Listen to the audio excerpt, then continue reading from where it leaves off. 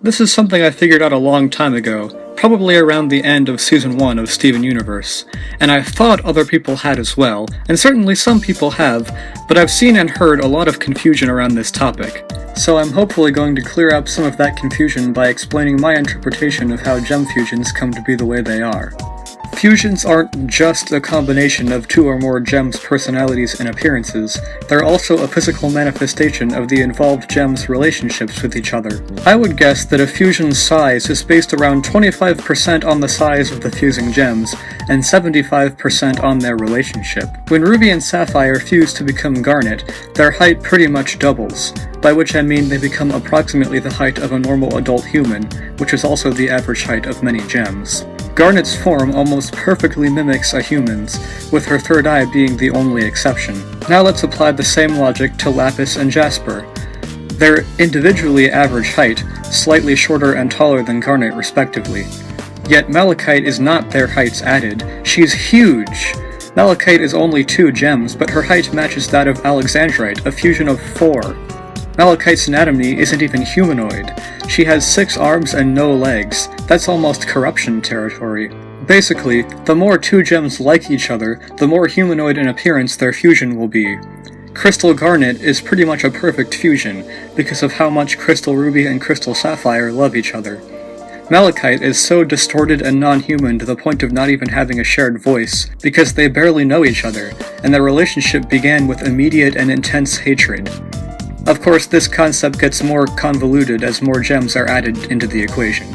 Additionally, the extra body parts a fusion gains are representative of how much those 2 gems differ.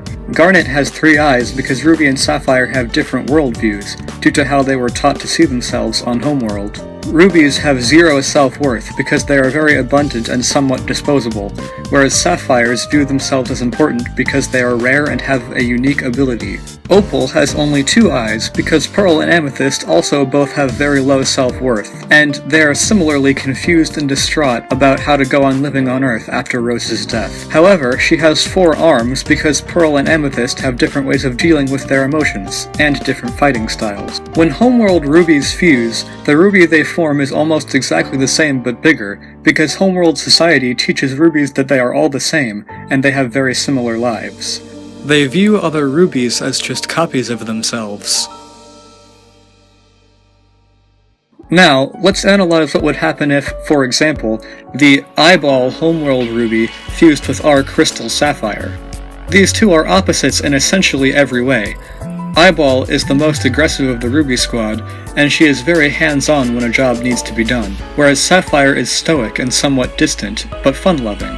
Not to mention the fact that they were on opposing armies in an actual war and see one another as enemies. The resulting Garnet would be much more like Malachite in body shape, though I would guess she'd be about half Malachite's size, which is still huge for gems their size, and I don't even know how many eyes she would have. Similarly, if somewhere out there were another Lapis and another Jasper who loved each other as much as Crystal Ruby and Crystal Sapphire, their Malachite would look a lot more like Crystal Garnet, only a bit bigger. So then, my only question is, if the relationship between 2 gems changes over time, can the form of their fusion change? My guess is no, because Garnet has always had pretty much the same body type for 6,000 years. But it's not impossible. Perhaps sometime in the future, after a Jasper redemption arc, Malachite will be formed once again, and have a more Opal-esque form. Honestly, if you wanted to disprove this theory, the biggest evidence against is the fact that Cotton Candy Garnet was very humanoid the first time she was formed, despite Ruby and Sapphire barely knowing each other at all at the time. Maybe it had something to do with Sapphire's intent on saving Ruby's life and Ruby's gratitude for it? I'm not really sure. This is this theory's biggest flaw. I also don't think Steven's fusions with humans follow quite the same rules, but that's a topic for another time.